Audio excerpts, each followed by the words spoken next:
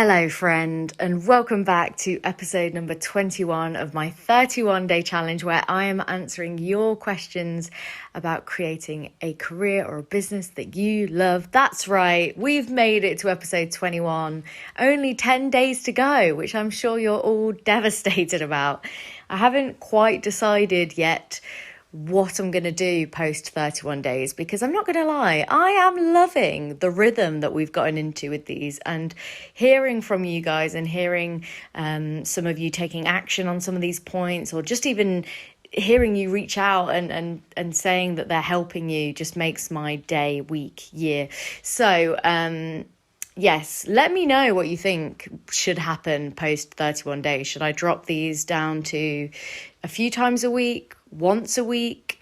That's probably the format that I'm probably going to shift to. I mean, as much as I would love to attempt to keep up this daily routine, at the moment, because I've got one particular project on, it's a little bit unsustainable. But who knows? Never say never. If enough of you reach out and say, no, Alex, we must have your voice every single day, then maybe I can be coerced into it. Anyway, in today's episode, I am answering the question. Well, actually, it's a two-parter, really. So in today's episode, we're talking about when should you hire a team or work with freelancers? And then part two of the question, which I will get into in tomorrow's episode, is... I've forgotten it. Oh, that was it. How do you choose the right people to work with? Because I feel like they are intertwined, but they are kind of two separate topics. So in today's episode, we're talking about when you should hire a team or work with freelancers. And tomorrow we're going to hit on how do you choose those people and how do you know when you're working with the right people. So if you've got a question that you'd like me to answer, then reach out to me on social media. You can ask a question on Instagram or Twitter. My handle is AlexMakesVR. You could ask a longer question at alexmakesvr@gmail.com, and every single day I send out a daily newsletter with some tips and tricks from the episode, and just to remind you that the episode's gone live. If you want to sign up for that, that's alexmakesvr.com. Okay, guys. Full disclosure, I've got a cup of coffee on hand because I am feeling so tired today. I think last week was just such a hectic week because I batch record these podcasts as much as possible, but I can only really do maximum 2 or 3 a day because otherwise my jaw just hurts so badly. And then I've also got another project that I'm in the scripting kind of phase for at the moment, which has been really intense and really quite full on. So my brain, I think, had like a couple of days off over the weekend and has just decided to just go, oh, that's nice. Let's stay relaxed and tired. Anyway, just full disclosure right up top in case I start to like sound like I'm dozing off mid-episode. Hang on. Let's have a slurp. Oh my God, that's hot. Bad. I'm new to the coffee world, so I've still not perfected my coffee making abilities. But anyway, okay, so today's episode then. So let's chat about when should you hire a team versus working with freelancers, but also the difficulty with this subject is it's so nuanced. This is going to be so individual. So I'm going to make some blanket generalizations when I'm talking about this subject. The number one thing, though, is kind of thinking, first of all, how do you know when you need to start working with a team versus just doing everything yourself? So like I've said in other episodes, I think it's really powerful and really useful for you to get a really good understanding of all the elements that go into making a VR experience. I'm not saying you need to be an expert on, I don't know, camera calibration or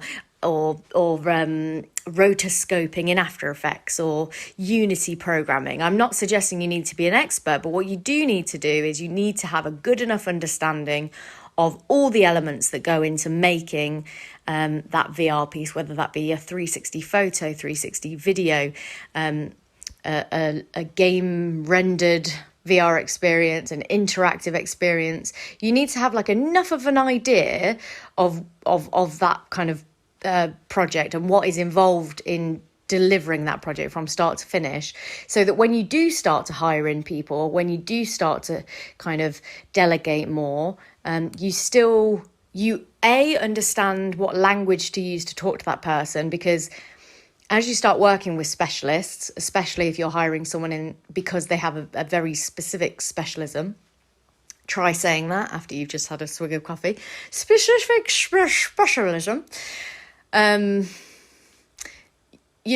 Generally speaking, and I say this with absolute love, but for example, my brother is a Unity developer, and I know that the way I talk to him and the way I have to break things down and kind of discuss projects with him, and understand where he's at in a particular phase of a project, is not the same way that I would talk to a director of photography who we're kind of getting set up for like the next step, the next shot on a 360 video. Like the kind of language and the kind of even the way that I communicate to those two kinds of people is very, very different. And again, that's a generalization, but I'm sure that you know what I'm talking about. You've got, people that are very technical and want to you've kind of got to use a little bit more kind of like techie language with, and you've got other people who are more kind of coming on like I guess more of like a creative or logistical kind of point of view. So just understanding enough about those roles will give you an insight into being able to hold a conversation with them, because there's nothing worse. I remember when me and my older brother, who is the Unity developer, first started working on projects together, and we would be using, because we were we come from such different training backgrounds, and we have such different expertises, sometimes we would be having a conversation and we thought we were talking about the same thing, but we're talking about totally different things. So, for example, he was talking about, we were talking about static shots. So I was talking about putting a static 360 video into this app. And this app was all about like distributing 360 video content on different headsets. And when I was using the word static, what I meant is that the camera was still, so I'm talking about it's non-mover, it's not moving anywhere. So it's static 360 videos. But what he was hearing was videos, I can't even remember what it was now, but it's something to do with like static in his world, because he's a programmer and because he was thinking about like the networking behind the scenes in the app. Static means something totally different to him. So we're having this conversation and we were using the same language, but we're talking about two very different things. So yeah, have a good understanding of the elements of your productions to know when you start to bring people in. Also, it helps you sniff out the bullshit, because so many times I've worked with quite technical people that I've brought in, like specialists to work on, elements of things. And they'll talk at me for like 10 minutes about something that I already know. I already know, but they assume that I don't know. And you can smell the bullshit a mile away. And it's quite handy, because then I can all of a sudden work out quite quickly whether or not I would A, like to work with that person, or B, whether that person's going to try and pull the wool over my eyes, because they think, because she's the director and producer on this project, she won't know necessarily that the process of rough stitching, for example, is as simple as bringing stuff in, pushing it through the camera maker's software and spitting it out as a render,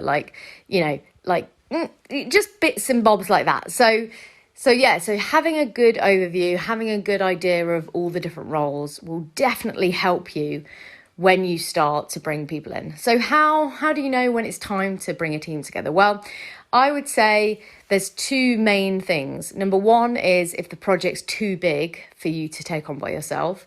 Or number two is you've realised that you like a specific aspect of production better than others, and so you don't want to do the other bits anymore. So for me, for example, I've gone through so many different cycles of that, and being like, so actually I really enjoy the kind of working with actors and pulling together a project and working with the client to bring their creative vision to life. But actually, I find editing and stitching 360 footage to be really, really boring. So, for me, it was a little bit of both, like working on bigger projects where I was like, I physically can't handle this myself, but also acknowledging where your strengths and weaknesses are. I remember the first proper time that I did work with teams like very early on in my VR career, like when we did Key to Like. That was probably the first time that I'd worked with a team on a project, which in itself was not the greatest idea, because I hadn't had enough experience working specifically as well with like actors and with such kind of like high pressure situations. So that was kind of like baptism by fire, that was. And probably one of the reasons why it was one of the most stressful experiences of my life. But that gave me clues as to kind of like, oh, okay, well, I need to understand this, and I need to know a little bit more about, for example, spatial audio. Like, I need to understand a little bit more how that works, because, that impacts X, Y, Z. But where was I going with that thought? Hang on. But yeah, so there's a little bit of like, oh, I'm working on this big project, so I physically can't do all of this myself. But there's also that thing of like, I'm not the world's best camera operator, and like, I'm really good and I really excel with working with actors, with working with clients directly, with setting like a big vision, with being the leader on set, with managing everyone and being the person that is kind of like the glue that holds the team together. But I'm not the world's best DOP, and I'm not the world's best editor or animator or anything like that. So actually, to some extent, I want to bring in the best, because I want my projects to be elevated. I want them to go to that next level, and I can't do that with just me, because I've got a ceiling in so many of those areas. So I guess those are the three kind of things, is like recognizing where your strengths are, recognizing the things that you actually don't want to do anymore, and working on a project that is physically too big for you to work on by yourself. Hang on, let me have a slurp. I'm sorry, but guys, the daily podcast grind doesn't allow for any editing, unfortunately. So let me have a slurp. Oh, God. Whew. So those are the three areas when you know that you do need to bring people in. But then the question becomes, well, if you're building a business, should you hire a team?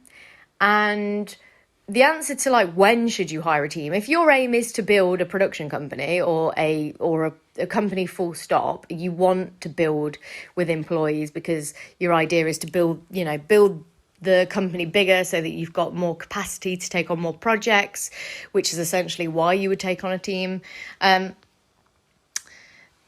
that is quite different to someone that wants to just work on loads of different projects and be quite fluid with being able to work with lots of different sectors. And the thing is, when you hire a team, and I've kind of done both of these things. I've had an in-house team, and I've also then realized, oh, actually, I'm not in a place in my life right now where, and I'm not so set on working with this very particular kind of client, to be tied down into having a team. Because the thing is, as soon as you've got a team, obviously you've got the responsibility of paying someone else's wages, which means that you then start to come out of the creative stuff and you'll spend the majority of your time in sales mode, which is great, because obviously if your aim is to build a business because you want to make money, and do something that you love, but mainly to kind of build a company for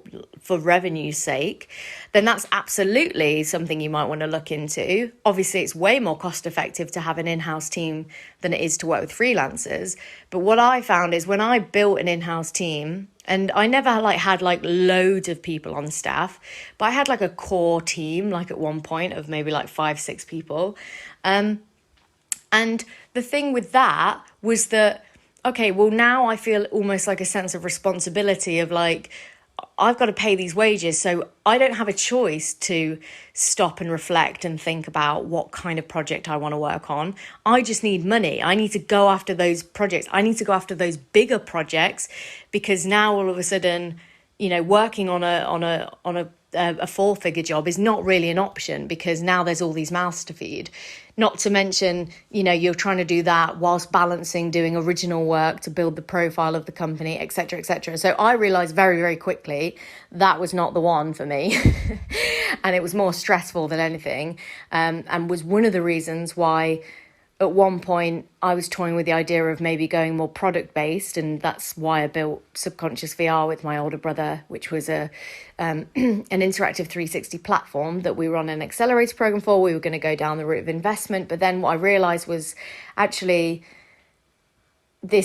I'm not like so set in where I am, and I'm still, don't get me wrong, like this is an ever changing thing for you and me, and that you will go through phases of being like, oh, I really, I'm actually all in on this at the moment, and I want to go full speed into that, and I want to work on as many projects in that sector or on with that particular technology and I'm just going to run and like just keep on taking projects in that realm. And then there'll be other phases where you're like, actually, I want to take a step back and I want to work on less things, but the things I work on, I want them to be super important to me.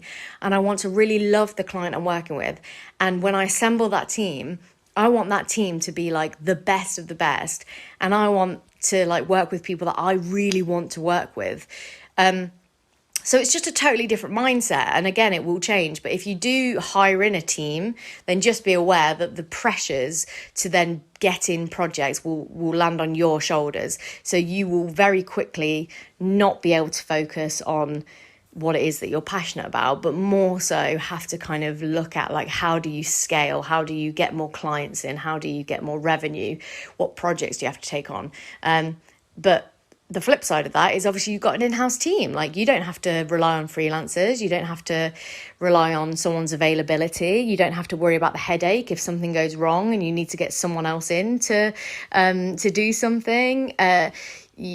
Also, when you've got a bit of downtime, if you have the luxury of being able to afford a bit of downtime with your in-house team, they're there and you can put them to work and you can work on passion projects and stuff because you're already paying them to do that. So it's a lot cheaper, obviously, to do that kind of thing. So it's a real kind of trade-off is the word I was looking for. It's a real trade-off.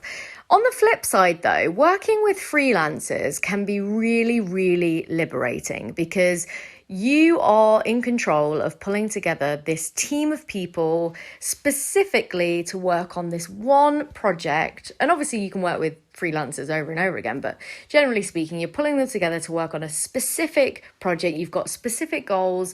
You're going to be working together really intensely and really intimately for a short amount of time, which can be really nice because you kind of, you get into a flow. It's like that family kind of vibe. But at the end of the day, you will go your separate ways at the end of that project and they will work on other things. And because they get to work on other projects with other clients, and they are essentially doing their own thing, just like you're doing your own thing, when you come together, there's almost like that lovely dynamic of, I don't know, kind of like expanding your circle, like kind of expanding your world a little bit, which sounds quite dramatic, but for example, like I really enjoy bringing in freelancers on a project because I know that in the last time since we worked together, not that I work with all the same freelancers all the time, but sometimes you'll pull them back in or you'll get someone new in and they'll know something completely different to you. Or they've had like, the last couple of months for them has been totally different to your couple of months. And so that can really help. That can really, like, you can learn more things from them. They'll be like, oh, I've working on this shoot the other week and they were doing this kind of shot, which was like the first time I tried that kind of shot. Maybe, would you be open to trying like that kind of thing? Or they'll just bring new perspective to it because they're working on other stuff as well. Whereas obviously if you're working with the same team constantly, then you can sometimes fall into the trap of not continuing to expand and to learn and to grow, because you are on that kind of that treadmill of trying to get work in, to pay for the team, to keep the lights on, essentially. So that's one of the reasons that I really enjoy working with freelancers. The other thing is, obviously, you can hire in the best person for the job. The thing that I found really difficult about having a team was that actually, because the technology changes so quickly in VR and 360, sometimes you would have someone with a particular specialism, and then for 50% of the jobs that you worked on, that was actually pretty irrelevant. Like, for example, in my business, predominantly, historically anyway, we've worked on mainly 360 productions, and occasionally we would have like a need to have like an app built, or obviously there was a period of time where we did interactive content, so we like needed someone who would kind of understand that and everything. But realistically, I mean, I always just work with my brother, who he also runs his own web and app company. So it was never, I never had him in-house and I was his boss. That wasn't ever the kind of the vibe with my brother. But for a period of time, it was like working with him really closely and needing him a lot. And then then you'd go through months and months of not having anything to do with Unity and not needing that kind of element at all. So obviously, when you're building a team, it's thinking through what are those key roles that you really need. And that, unfortunately, will change quite a lot as we kind of grow in this industry and as the technology changes. So working with freelancers, or like in that case, when I bring in my brother to partner on a lot of things, that's really nice because, you don't necessarily need them all the time, but when you do need them, you can come together, you can work on something specific, and then you can go your separate ways. And the other benefit of that is you can bring the best people in when you need them. So if you need a specialist in moving or drone 360 shots, that's going to be great, but you're not going to need that person in-house probably, unless that is literally your business is 360 drone shots, in which case, very good, very specific, very niche. But it's really nice to then be able to bring in a specialist, and then you get to expand your network because you're working with new people all the time. But also, you bring in someone that has a speciality in that particular thing that you now don't need to kind of train someone up in. So that's really nice. The downside of freelancers, though, is obviously your project is sometimes in their hands. And for me, there was a period of time where I was working on probably the biggest projects that we as a company had ever worked on. And it got to a point where it was weighted a little bit too heavily in the favour of the people that I was outsourcing to. And although I was the point of contact with the client, and it was my client, it's my project, it's, I'm paying these people to do this job. At the same time, when things started to get stressful, the particular job I'm thinking of in particular, there was lots of moving parts, and it wasn't just our side of things. It fit into like a bigger project. Ours was kind of like the VR piece of the puzzle, but there was lots of other things. And I was kind of like, I felt at some points where I was like, I was in the hands, I was like at the mercy of the people that I had brought in to do a lot of the post-production on this project. And when things were going wrong, when things were getting a bit sloppy, when things weren't being reviewed properly, but I was like being stretched too thin in like lots of other areas. So I like kind of I was like trusting them to kind of do that stuff, but it wasn't getting done. So then that put more stuff on my plate. It made me look kind of bad to my client because I hadn't been reviewing things properly, which was absolutely my bad. But also, kind of having that trust, that is so important when you work with freelancers, that you have that trust there. And I'm one of these people where I will, and this will be part of tomorrow's episode, I'm sure, about how to choose the right people to work with. But I'm one of those people where I can sometimes be a little bit like, you have to earn trust. And I'm trying desperately to be the kind of person, and I'm trying, harder to be like, you know what, I will give trust, I will give opportunities. And if something goes wrong, I will take the hit for that. But I would rather work with new people and work on new things, and kind of take the chance, because, often, like, we were all new at one point. Not that I'm suggesting you work with complete, new people all the time, but,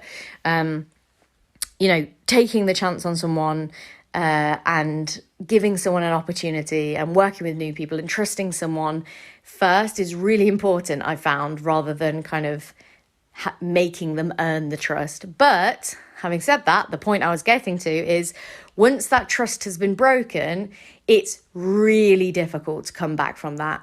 And that is, unfortunately, one of the kind of downsides of working with freelancers. The other thing is, obviously, if you work with particular freelancers all the time, if they take on other projects and all of a sudden your dates don't line up and you can't use them, sometimes then it's like, okay, well, it's an extra job for me now to go and find someone. Usually that person will be able to recommend someone, especially if they're a specialist. Like, for example, in the audio department, the VR audio kind of crew are quite a tight-knit community in the UK. So if my kind of like audio freelancers aren't available, they will usually have someone to recommend or like refer to, which is great. So pulling into kind of tapping into those networks. But so it can be a little bit dicey. So, I mean, it really depends on the project. It really depends where you are in your life and in your career. And it depends on what you want to do long term. If you want to build a company, absolutely, you shouldn't be, well, I would suggest probably hiring freelancers first to kind of get a sense of what it's like to work with a team, but then very quickly moving to an in-house team, which will be more cost effective and will allow you also to kind of train those people to do things the way that you like to do them, maybe. Whereas freelancers allows you to kind of, scale very big, very quickly and then scale back down. That was one of my favorite things. Like, when I've worked on massive projects, it's exciting for me to go from working with, 3 people on a regular basis to all of a sudden having 30 people on payroll for like 2 months, 3 months. Like, that's quite exciting for me. I like the challenge of that. But it can also be a little bit of a headache to try and keep up with.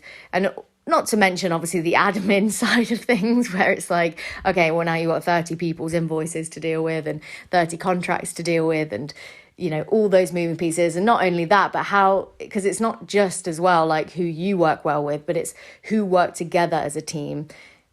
So sometimes you can fall into the trap of like hiring freelancers that have worked together before because you want to create that kind of team vibe. But for me personally, because I'm really trying to put an emphasis on working with new people, giving new people opportunities, making sure I'm inclusive and having way more diversity in the projects and the teams that I'm working with. Sometimes it won't be the case that people have worked together before. So making sure that dynamic is right. And you can tell instantly, like, for me personally, again, this is kind of probably a little bit more tomorrow's kind of episode. Even just having a coffee with someone, you just know instantly whether they're your kind of person, and whether you can just tell by the way that someone talks sometimes whether or not they're full of shit or they're actually going to get the job done.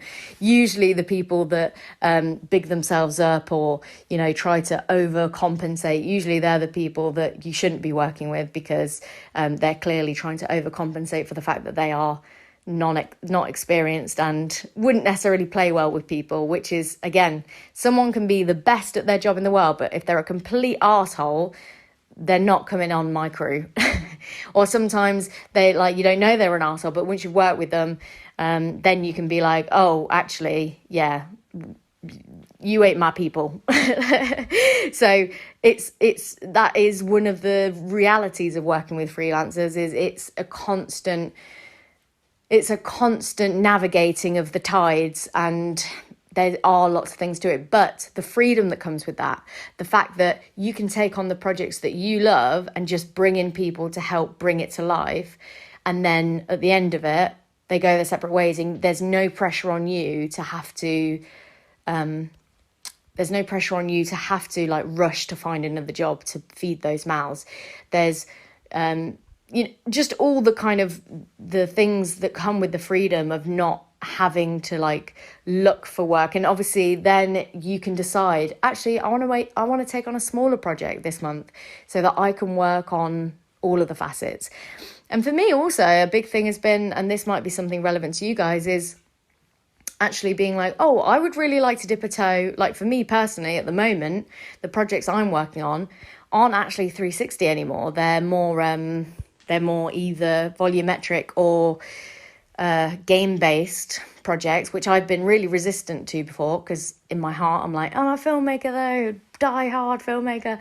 But it's been really nice because I don't have the pressure of like, well, I've built a 360 company and now I'm like paying all these people to do 360 and now I want to work on these game interactive projects.